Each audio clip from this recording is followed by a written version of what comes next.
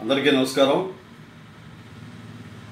ఒక చెత్త director, retire అయిపోయిన డైరెక్టరు, వాడెవరో ఈ ఇండస్ట్రీకి తెలియదు. ఈరోజుకి మర్చిపోయాడు అని. నేను పుట్టినప్పుడు డైరెక్టర్ వాడు బాలకృష్ణ గురించి వ్యాఖ్యలు చేస్తాడు. బాలకృష్ణ గారు అంటే ఏంటి? బాలకృష్ణ గారి కోటికి సరిపోతావు నువ్వు. ఒకటి తోలంటావు, అదంటావు, ఇదంటావు. అంతకుముందు చూసి ఏం మాట్లాడుతావు? పిచ్చి పిచ్చగా ఉందా నీకు బాలయ్య అంటే? గీతాకృష్ణ ఎవరు మాట్లాడలేదు అనుకున్నావా? డబ్బులు తీసుకుని వీడియోలు చేస్తావు, ఓకే, ఆడవరకు బాగుంది నీ బతుకు తెరువు. అది నీకు తెలిసినటివి మాట్లాడు. తెలిసినటివి, తెలియనటివి, సబ్జెక్ట్ లేనటివి, ఎవడేదో అడిగితే దాని మీద ఏదో పెద్ద పోటుగాళ్ళగా సమాధానం చెప్తావు. నేను ఎవడు అడగడు అనుకుంటున్నావా? తోలుతో కూడా తీసేస్తావు అనుకుంటున్నావేమో. 3 అడుగులు ఉంటావు, 2 అడుగులకు వస్తావు. ఏమనుకుంటున్నావు నువ్వు? బాలకృష్ణ గారు అంటే ఎట్ట కనిపిస్తున్నావు నీ కంటికే? నువ్వెంత, నీ బతుకెంత బచ్చా? ఏమనుకుంటున్నావు నువ్వు? ఒళ్ళు దగ్గర పెట్టుకొని మాట్లాడు. ఎవరిని ఏం మాట్లాడుతున్నావో నీకు అర్థమవుతా ఉందా? ఒక్కొక్క హీరోని నీకు నోటికి వచ్చినట్టు నీ బతుకు తెరువు కోసం ఇదే పని, ఇంకేం పని లేదా నీకు? అంత పెద్ద పోటుగాడివా నువ్వు? నీ మొహానికి 2 సినిమాలు తీసావు, అవి 06లో తీసావు. నిన్ను మర్చిపోయారు. ప్రతి ఛానల్, పనికి మాలిన ఛానల్ కాడ పోయి కూర్చునేది, వాళ్ళు ఏదో 100 ఇస్తే తీసుకునేది, నీ ఇష్టం వచ్చినట్టు మాట్లాడేదా నువ్వు?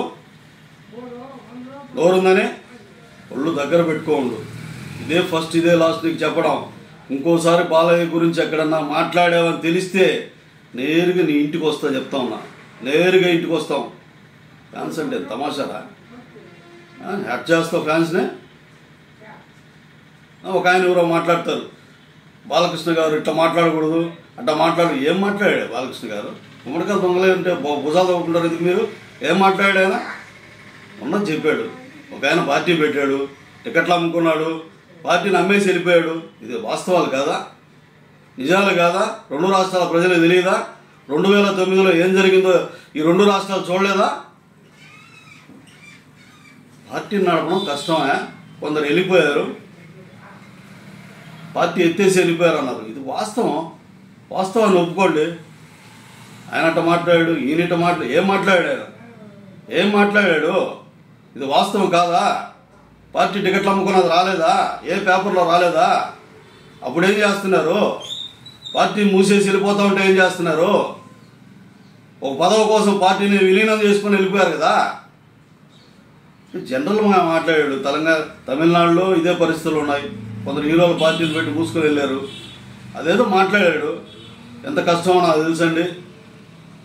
పార్టీని మొయ్యాలంటే చాలా కష్టంగా ఉంటుంది అనే ఫ్లోలో ఏదో మాట్లాడితే దానికి ఉన్నది మాట్లాడాడు. కూడా లేనిదే మాట్లాడలా. ఉన్నది మాట్లాడిన దానికి అవాకులు చవాకులు పెడతారు. అవాకులు చవాకులు ఎందుకు పెడతారు మీరు? నాకైతే అర్థం కాదు. ఏం తప్పు మాట్లాడాడు ఆయన? ఏం తప్పు మాట్లాడాడు? కామెడీయా? కామెడీయా ఇదే? 2 రాష్ట్రాలు చూసాయి. 2 రాష్ట్రాల్లో ప్రత్యక్షంగా అందరూ చూశారు. మీ బతుకులందరికీ తెలుసు. ఉన్నది మాట్లాడితే ఏంది? ఉలికెందుకు మీకు అసలు? ఉన్నది మాట్లాడితే గుమ్మడికాయలు దొంగ భుజాలు ఎందుకు తవ్వుకున్నారు? మీ పార్టీ గురించో, మీ పేర్ల గురించో ఏమీ మాట్లాడలేదు కదా, ఎవరిని ప్రస్తావించలేదు కదా. తమిళనాడులో కూడా కొన్ని పార్టీలు పెట్టి వెళ్ళిపోయారు కదా తట్టుకోలేక. ఏదో మాట్లాడారు. హీరోలందరూ రామారావు లాగా నిలబడలేదని. యాస్, ప్రపంచంలోనే 9 నెలల్లో పార్టీ పెట్టి అధికారంలో తీసుకొచ్చిన ఒకే ఒక మహానుభావుడు ఆయన. అదే ఆయన చెప్పాడు. ఆయన పార్టీ గురించి, ఆయన నాయన గురించి. ఒరిజినల్ న్యూస్ కాబట్టి చెప్పాడు. అది ఈ రోజుకి 43 సంవత్సరాలుగా అంచెలంచెలు ఎదిగిన తెలుగుదేశం పార్టీ గురించి చెప్పారు. 1 కోటి మంది సభ్యత్వాలను పార్టీ గురించి మాట్లాడాడు.